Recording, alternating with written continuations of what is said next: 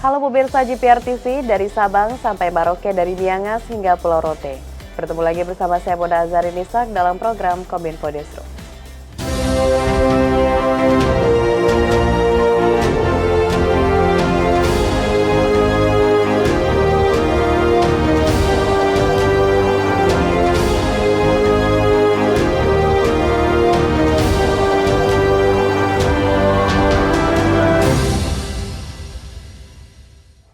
Pemirsa, kita ke informasi pertama. Kementerian Komunikasi dan Informatika berkolaborasi dengan Kementerian Agama melaksanakan pelatihan penyuluh informasi publik di Kota Lampung, Bandar Lampung. Pada kegiatan pelatihan, para peserta PIP selain akan mendapatkan materi dari para pengajar Kemenak, juga akan menerima materi terkait berbagai informasi dan program serta kebijakan pemerintah.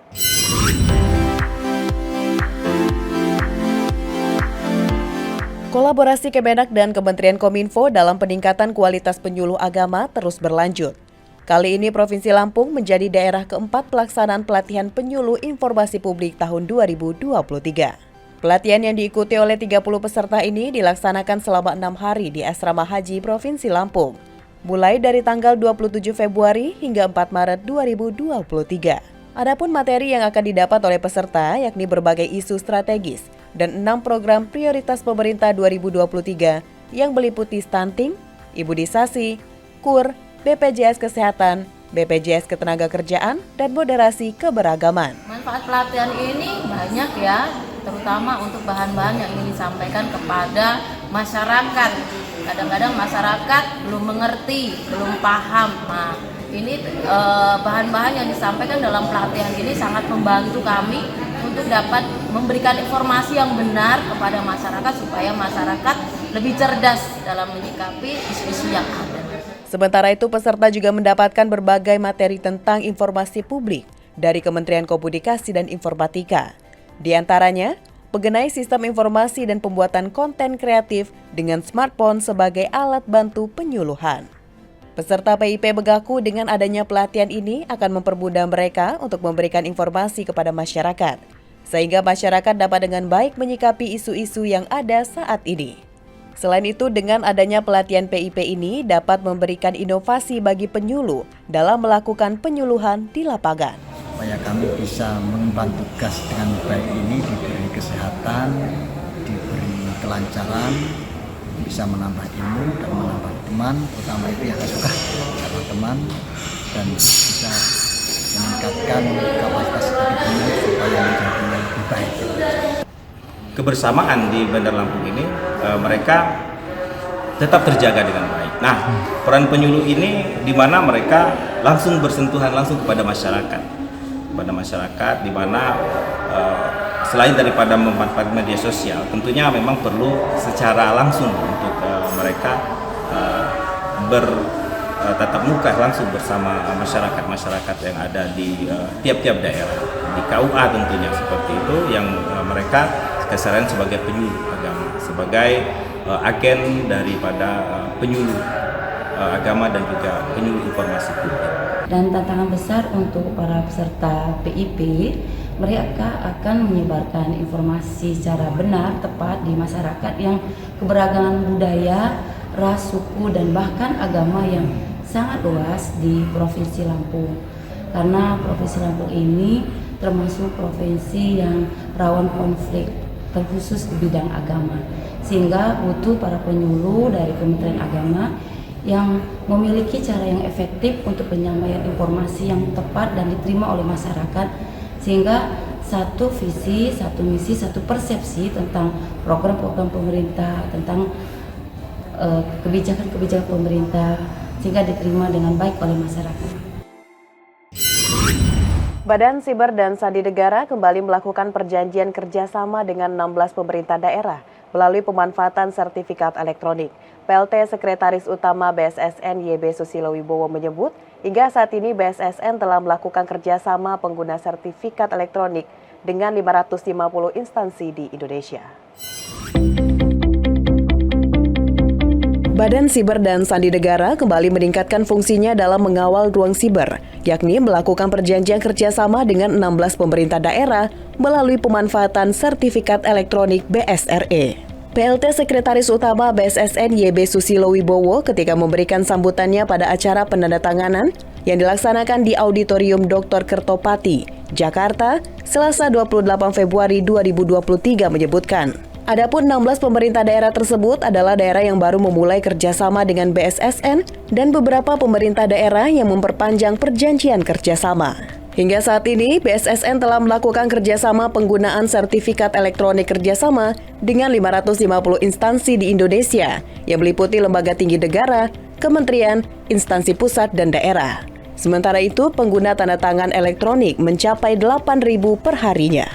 Terhitung hingga hari ini, BSSN telah menjalin kerjasama penggunaan sertifikat elektronik BSRE dengan lebih dari 550 instansi di Indonesia yang meliputi lembaga tinggi negara, kementerian, dan instansi pusat maupun daerah. Pengadilan dengan jumlah hit pengguna tanda tangan elektronik mencapai 800.000 per harinya. Hal ini menandakan kesiapan BSRE untuk menangani kebutuhan tanda tangan elektronik di seluruh wilayah Republik Indonesia. Kita beralih ke informasi lainnya pemirsa, permintaan untuk adanya penambahan kuota jemaah haji asal Indonesia menjadi salah satu topik dalam pertemuan Wakil Presiden Ma'ruf Amin dengan Duta Besar Arab Saudi di Jakarta, Faisal Abdullah Amodi. Pasalnya Indonesia sebagai negara dengan penduduk muslim terbesar di dunia memiliki masalah terkait antrean haji.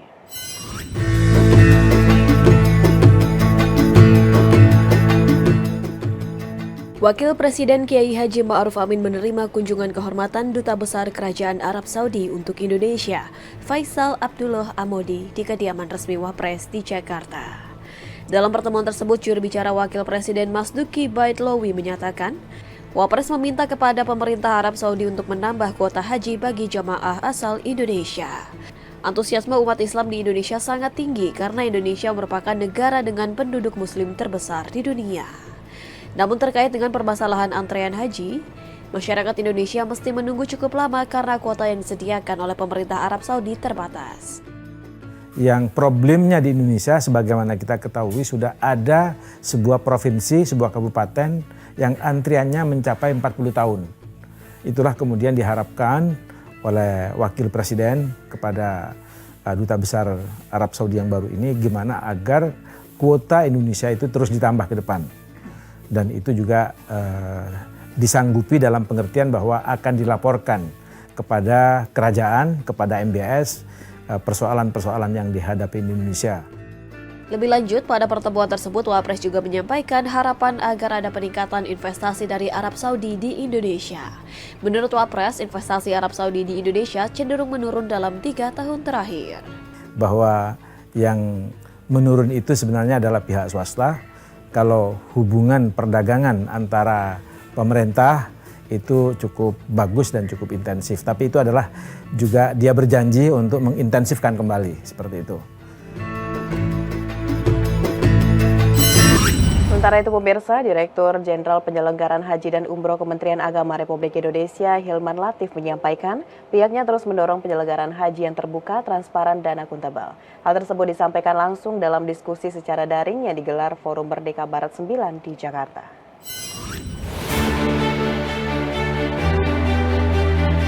Direktur Jenderal Penyelenggaraan Haji dan Umroh Kementerian Agama Hilman Latif menyampaikan, pihaknya terus mendorong penyelenggaraan haji yang semakin transparan dan akuntabel pada masa yang akan datang. Hal pertama yang akan didorong, yakni mengenai standar layanan. Meskipun sudah ada tolak ukur, namun perlu adanya peningkatan layanan demi kepentingan jamaah calon haji. Kedua adalah terkait standar pembiayaan. Hal ini penting untuk melihat proyeksi pembiayaan pada masa mendatang dan mutu layanan dapat dipantau. Saya kira semangatnya sama Pak, kita mendorong untuk semakin terbuka, semakin transparan dan akuntabel dalam penyelenggaraan ibadah haji ini.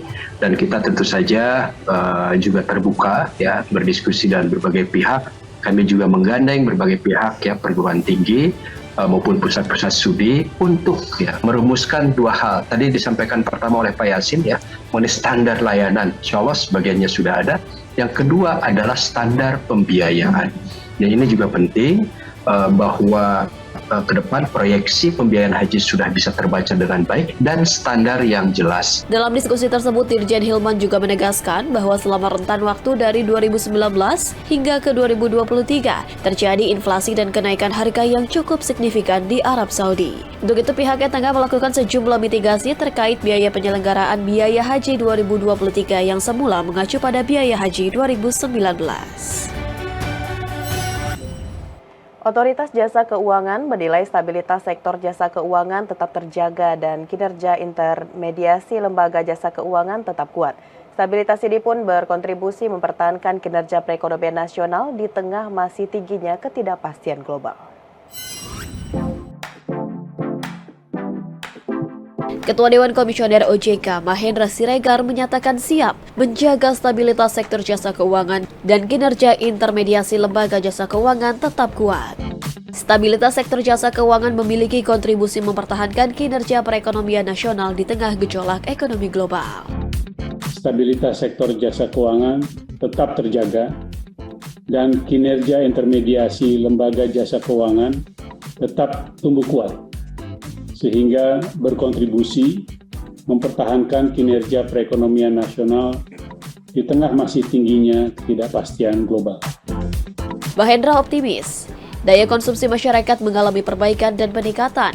Hal ini tercatat dari kenaikan indeks keyakinan konsumen dan indeks penjualan retail. Pada kesempatan yang sama, Kepala Eksekutif Pengawas Pasar Modal OJK Inarno Jayadi mengatakan, indeks harga gabungan menguat 0,25% sejak awal bulan Februari. Penguatan didasarkan pada investor non-residen yang membuktikan inflow mencapai 3,38 triliun rupiah. Sejak awal tahun, IHSG telah dibuka menguat tipis sebesar 0,09 dengan penyerapan dana asing yang masuk mencapai 162,8 miliar rupiah secara year to date. Lebih lanjut, nilai aktiva bersih atau NAB reksadana tercatat sebesar 509,18 triliun atau menurun 0,05% month to date, dengan investor reksadana membukukan net subscription sebesar 3,96 triliun month to date. Secara year to date, NAB reksadana tumbuh 0,85% dan tercatat net subscription sebesar 7,88 triliun. Pemirsa, Kominfo Newsroom akan segera kembali dengan informasi lain. Sesaat lagi tetaplah bersama kami.